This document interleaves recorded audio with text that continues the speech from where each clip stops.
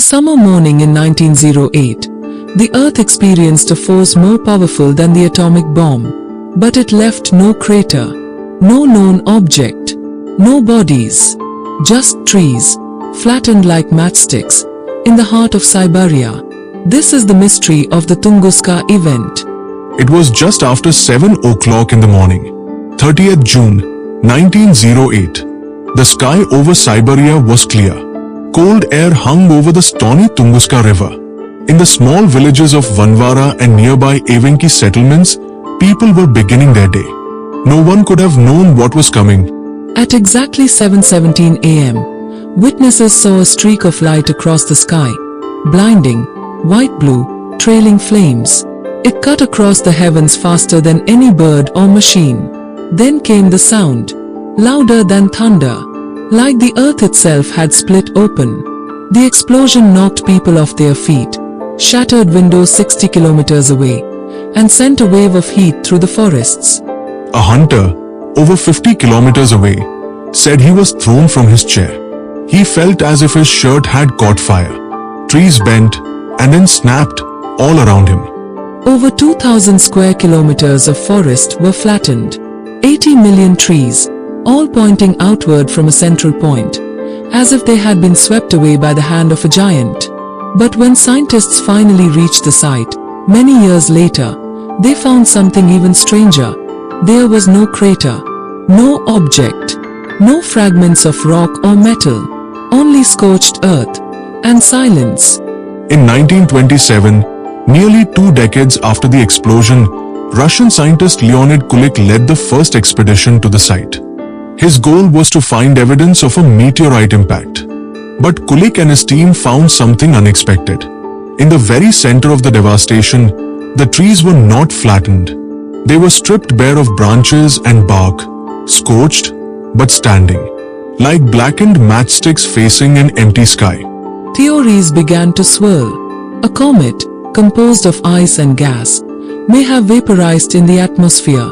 A meteorite could have exploded in an airburst, 5 to 10 kilometers above the Earth. The energy released was later estimated at 10 to 15 megatons, 1,000 times more powerful than the bomb dropped on Hiroshima. But then came the stranger ideas. Some claimed it was a UFO, crashing to Earth, a failed alien landing. Others pointed to Nikola Tesla, suggesting he had tested a directed energy weapon across the globe. Still more exotic explanations followed. A miniature black hole passing through Earth, a pocket of antimatter annihilating in our atmosphere.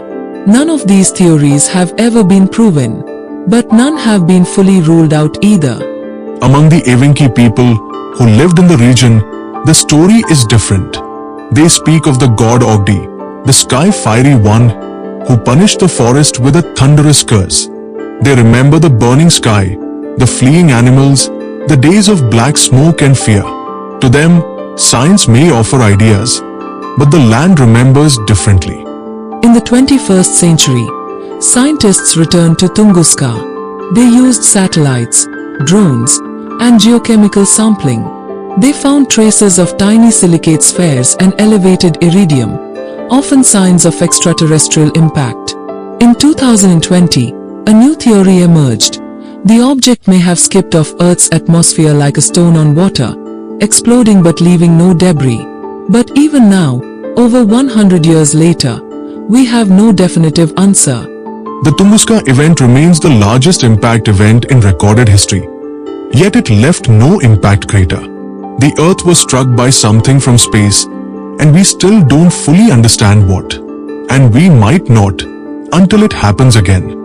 If the Tunguska explosion had occurred just a few hours later, it could have devastated St. Petersburg, or London, or Delhi. Millions could have died. But it didn't. It chose the wilderness. A quiet warning from the universe that the sky is not always silent, and that our planet is not always safe. The trees in Siberia still whisper the memory of that day. A day when the sky exploded, when fire rained from above. This was the Tunguska event, and it may not be the last.